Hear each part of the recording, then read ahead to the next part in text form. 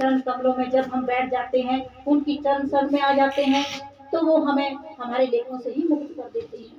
लेखियां ते फेर देती स्याहियां, कर्मा देख फाड़ देते लेखे, वो हमारे कर्मों के लेखों को ही फाड़ देता है।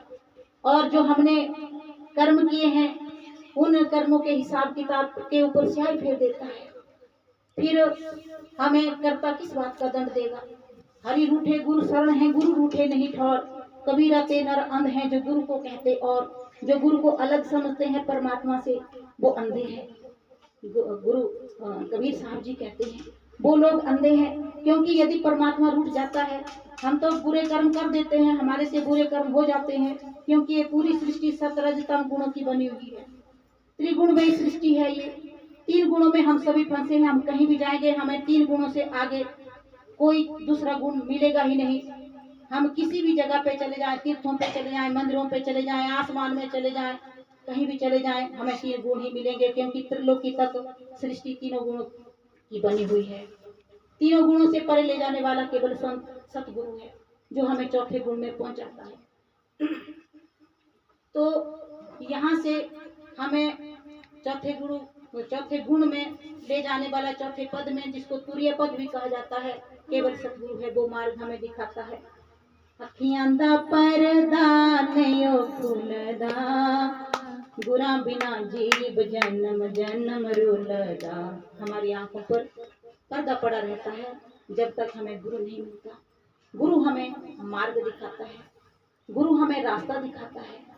वो ये रूहानी रास्ता है, ये बाहर का रास्ता नहीं। यहाँ बाहर जो कुछ भी हमें दिखाई पड़ता है वो तो माया है। भगवान राम कहते हैं गो गोचर जहाँ मन लग जाए, सो सब माया जानो भाई। गो गोचर होता है इंद्रियां, और इंद्रियों में विचरने वाला मन और हमारी बुद्धि।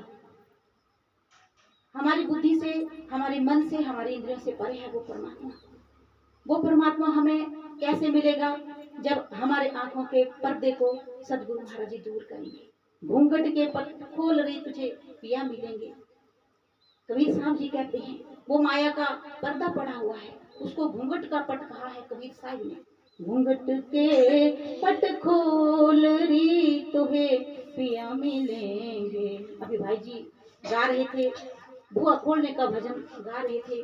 बुआ खोलो में तेरे ते बारे गुरु, बुआ खोलो मैं तेरे ते बारे गुरु, बिरहन द्वारे पे तेरे पुकारे गुरु। ये तो बाहर का बुहा है, कोई भी खोल सकता है, लेकिन जो अंदर का बुहा है वो खोलना, उस बुए की ताली जो चाबी है वो सदगुरु के पास है। सदगुरु जब तक उस दरवाजे का जो ताला लगा हुआ है उसकी कुंजी हमारे हाथ में नहीं देता, और हम मेहनत नहीं करते, हम प्रयत्न नहीं करते, तब तक हम उस ताले को नहीं खोल सकते। हम सत रजतम गुणों से बाहर नहीं निकल सकते। गुरु नानक साहब जी कहते हैं काम क्रोध मद, काम क्रोध पर लो पर हर। काम क्रोध मोह लोभ अहंकार को परे करो। यदि आपको परमात्मा से मिलना है तो उससे बचो। काम क्रोध पर हर पर निंदा, लब लोभ तजहू निचिंदा।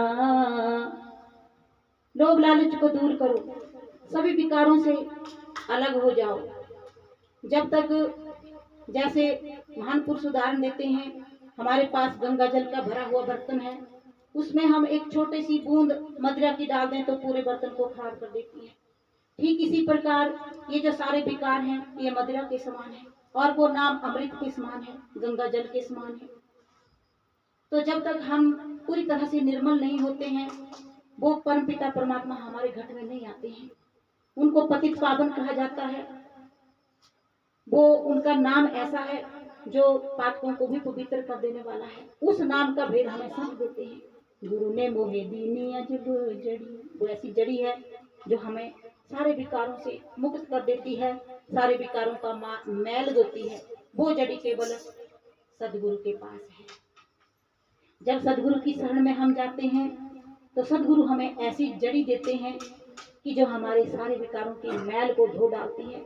हाँ, हमें उसको प्रयोग करना है, संतों के बताए हुए मार्ग पर चलना है, उसके ऊपर हमने अमल करना है।